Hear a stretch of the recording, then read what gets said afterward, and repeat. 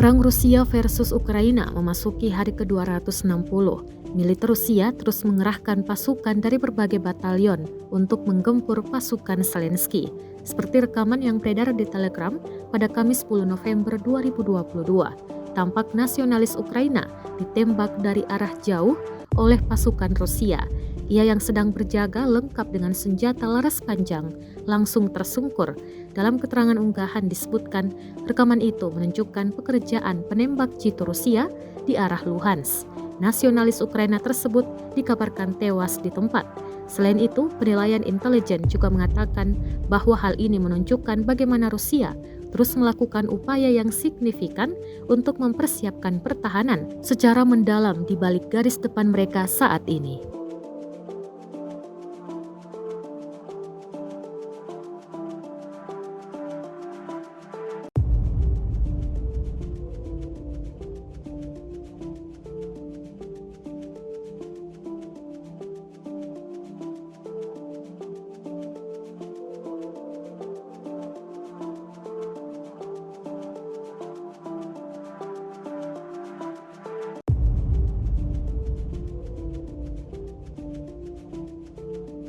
Sejauh ini selama invasi berlangsung, Rusia secara total merilis 332 pesawat Ukraina, 172 helikopter, dan 2.470 kendaraan udara tak berawak dieliminir oleh pasukan Vladimir Putin.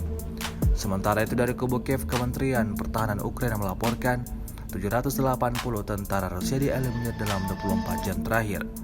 Sebanyak 77.950 prajurit Rusia meninggal sejak awal konflik hingga hari ke-259.